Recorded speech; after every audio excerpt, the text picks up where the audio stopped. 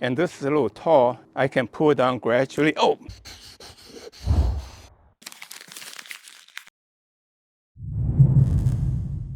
Hi, this is miltonchang of Bonsaiheirloom. And I want to work on this elm tree. It's a Cork elm, Hokkaido elm. We can say Japanese Hokkaido elm, but the scientific name is actually Parvifolia, which is Chinese elm. So this, I just called it a Hokkaido elm. And it was a skinny little tree in a bonsai pot about this size, round. It's kind of a bunjin style. I can never get it right. I think it's a very distinctive look, but I can never get it right. So I planted in this pot, I would say 3 years ago, and it's gone from this thickness to this thickness. So that's how fast these elm grow. So today, the purpose of my demonstration is to show you how you can airlay a pretty big branch and make it into a bonsai very quickly. And then as a part of the redesign of your tree. And so I wrapped this up about I would say probably 9 months ago. Point I want to make is that it takes about 25 years, 30 years to grow a tree like that from a cutting. And the second is that to grow in a bonsai pot to speed up the process, that's what I did about a few years back, maybe 3 to 5 years back, to thicken the trunk. And now it's this thick in a growing pot. And then I also want to demonstrate how you can air layer a tree to get multiple trees.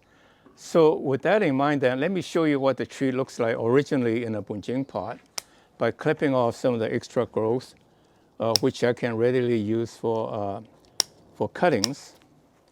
These are very easy to grow from cutting. So if you buy a tree like a cork elm that's highly desirable, you can take cuttings and going to have very many more of your own. So it's a really economical way to expand your collection. So I will have 100 cuttings from today's clipping. It's really that easy. And I have to be a little careful. I'm just right now just clip off the major branch to see where I'm going, but I don't want to cut too close to preclude myself design opportunities, opportunity to change the design. So I have to be a little bit judicious, and this could be the apex, so I better be careful. Leave it alone and cut later. But I want to cut off enough to see, for you to see where the tree looks like before, and what I could go from here. You can see everything's very quick, although I must have to brag that I have experience to go with it, so I can do relatively quickly and don't make mistakes very often. So I just took it out of the pot. You can see I used pretty good soil, the pescadero soil, so it grew very quickly. This is very good soil mix. It's actually more or less the early stage version of that bonsai soil mix until I modify it and modify it and modify it to improve. So when you work on a tree, in this case for major modification, you actually want to work on the root first, because that you cannot change. But whereas the top apex you can change with your pleasure in time. So by exposing the root, what I found is that these roots are actually very interesting. So they should be exposed to at the bottom of the tree to show it's an upright tree.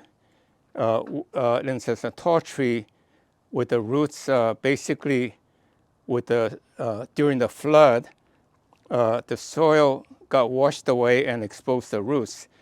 That means the bonsai is not contrived. You should be able to explain everything why the tree looks that way, even though it's a bit contrived by making up the story. But in making up the story, it has to make sense. So you can see a lot of the bonsai have holes in the bottom where the roots are, because the soil was washed away by flooding.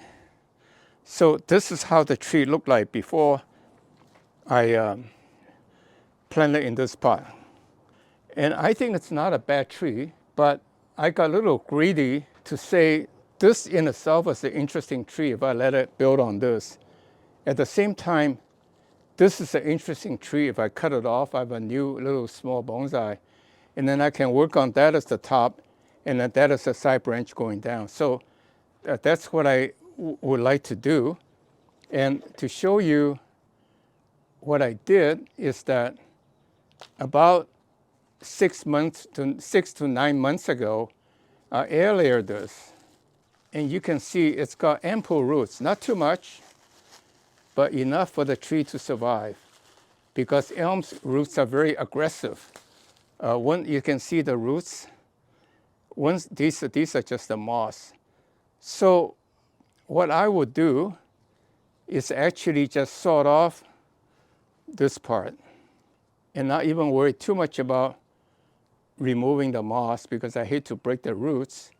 Not much roots, but enough. So let me cut this off by getting a saw.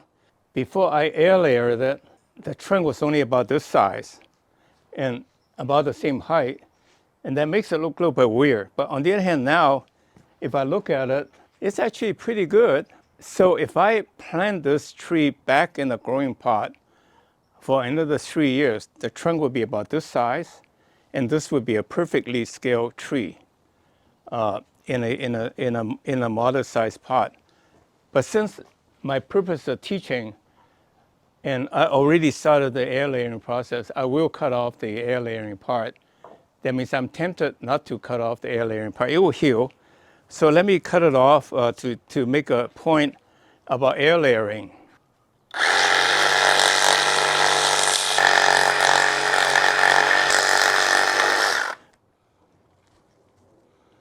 Now,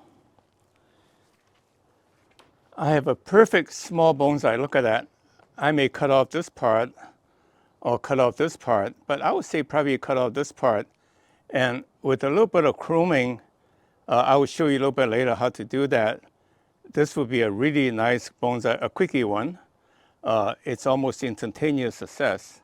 So let me move on to do the main tree. So now I have a tree. This is what I got. When you have lemon, you make lemonade. I think the tree will be about this tall, starting to have a triangle this way and a triangle that way. I think that would be nice too. So now I got two nice trees out of one. Okay, and so two things I did to this tree. I cut it off, I exposed the roots to create more of the design of the exposed roots. And then put it back at the right angle. And I want to tilt it back a little bit, make this the apex, and then that goes down. And so this would be how I plant the tree in the pot.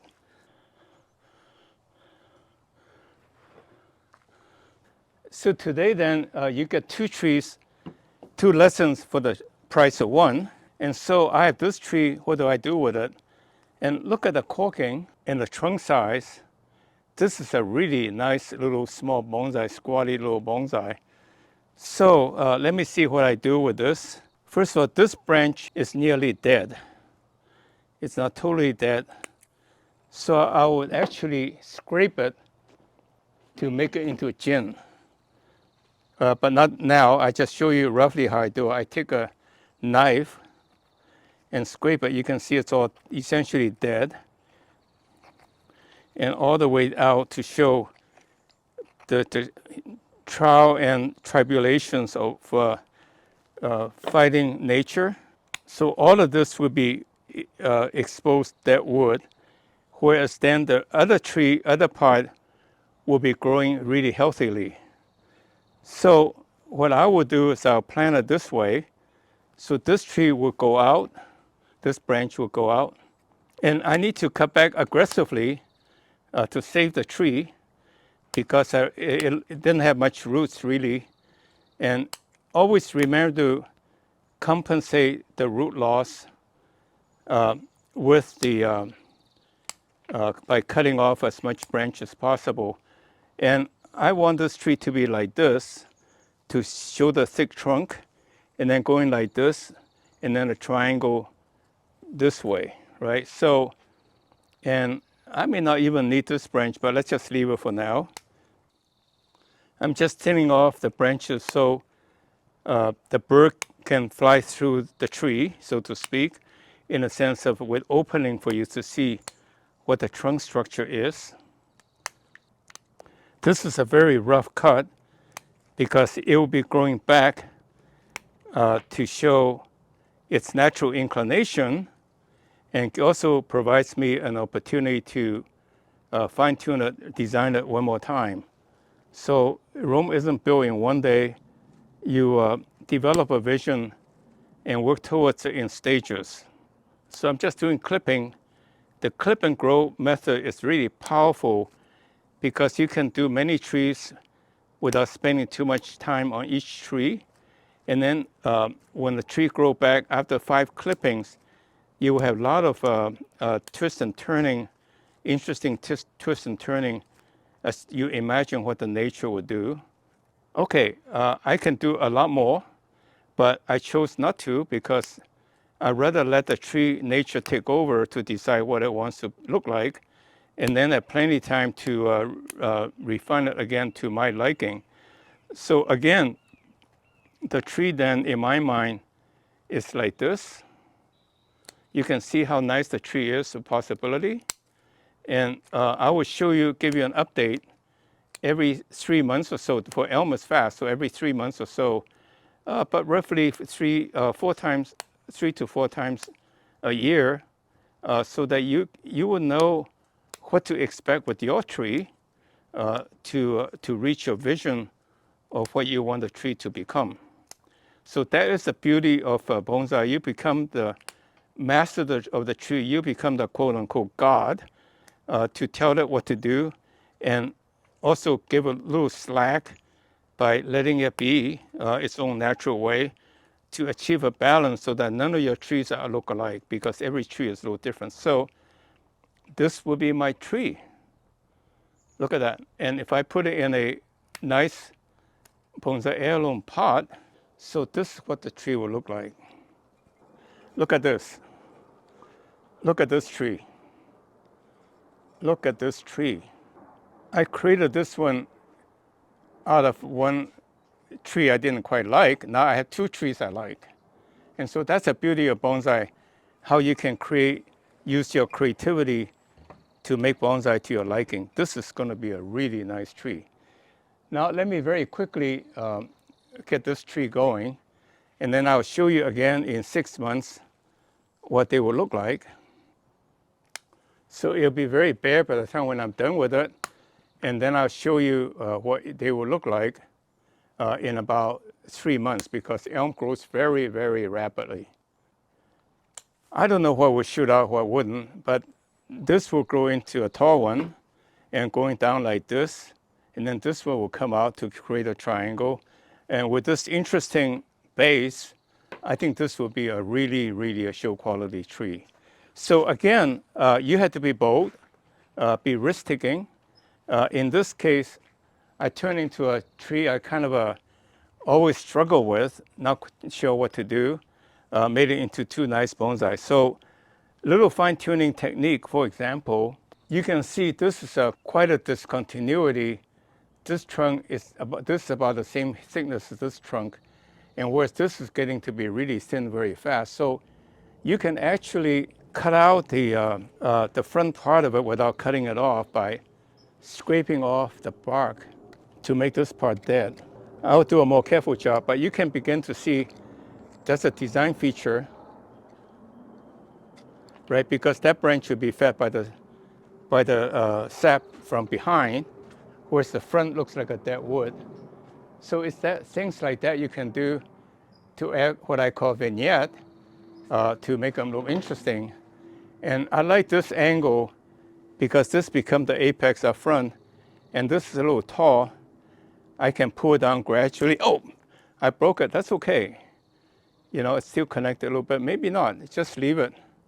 And then this will come out, and I make it go this way. And very quickly, in 6 months, you will see totally cover the wound.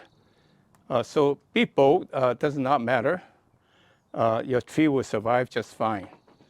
Your branches would take over by its natural inclination. So all elm tree, Chinese elm tree, the regular ones from China and Formosa and Asia, Southeast Asia, parvifolia, and that's in our drop this time.